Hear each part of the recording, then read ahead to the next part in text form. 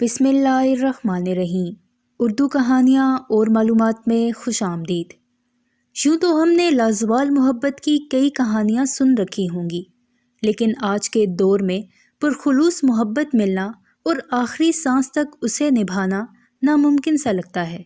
आज की मेरी ये वीडियो देखने से पहले मेरे चैनल उर्दू कहानियाँ और मालूमात को सब्सक्राइब करके बेल नोटिफिकेशन को ऑन कर दें ताकि आने वाली चैनल अपडेट से आगाह रहें।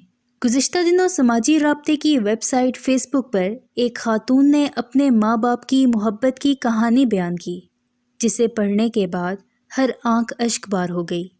कहानी देखते ही देखते सोशल मीडिया पर वायरल हो गई।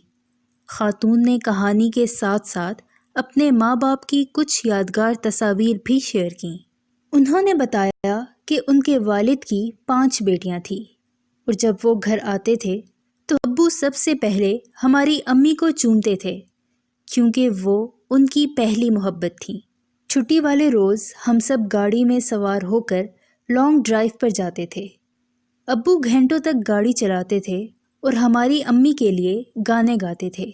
हमारे लिए ये बिल्कुल आम बात थी, क्योंकि हमें उसकी आदत हो चुकी थी, लेकिन हमारे मुआशरे में ये आम बात नहीं समझी जाती। हमारी फैमिली इकट्ठी होती और कभी गाने गाए जाते तो अब्बा मेरी अम्मी की तरफ ही देखकर पुराने रोमांटिक गाने गाते थे और अम्मी को ये सब बहुत पसंद था। अम्मी अब्बू के पसंद के कपड़े पहनती और लाल रंग की खूबसूरत लिपस्टिक लगाती थी और बिल्कुल वैसे बाल बनाती जैसे अब्बू को पसंद थे।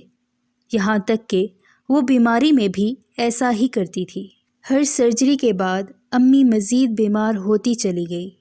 जब अम्मी ठीक से चल भी नहीं पाती थी और अपनी टांगों के लड़खड़ाने की वजह से शर्मिंदगी महसूस करती थी, तो अब्बू उनका हमेशा हाथ थाम कर चलते थे, चाहे वो कहीं भी जा रहे हों। अब्बू उनके बिस्तर के पास बैठते और उनके गालों को सहलाते, उनके सरहाने बैठकर कुरान पाक की तिलावत करते रहते जब तक उनके होंठ खुश्क ना हो जाते। कभी कभार अब्बू कुर्सी पर बैठे बैठे सो जाते थे, लेकिन जब आँख खुलती तो वो फिर से तिलावत और दुआएं पढ़ने लगते। जब अम्मी की आखिरी सांसें थी और उनकी रूह कब्ज़ हो रही थी, तो अब्बू अम्मी के करीब आकर बोले, तुम अकेली नहीं जाओगी, मैं भी तुम्हारे साथ आऊँगा।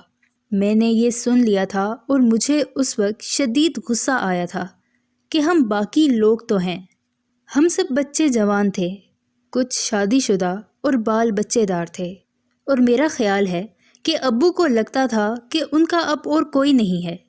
अब्बू हर रोज़ अम्मी की कब्र पर जाते थे।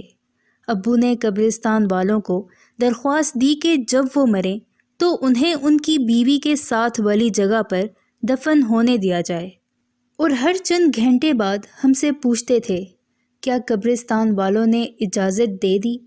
अब्बू बहुत परेशान रहने लगे थे।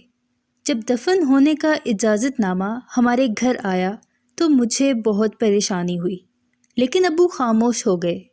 अगले 2 दिन अब्बू ने एक लफ्ज़ तक नहीं बोला। तीसरे रोज़ सुबह अब्बू सामने वाले दरवाजे की तरफ आए और कहा कि मेरी तबीयत ठीक नहीं लग रही। मैं उनको जूता पहनाने लगी तो वो फर्श पर गिर गए। जब तक एम्बुलेंस आई, अब्बू फोत हो चुके थे।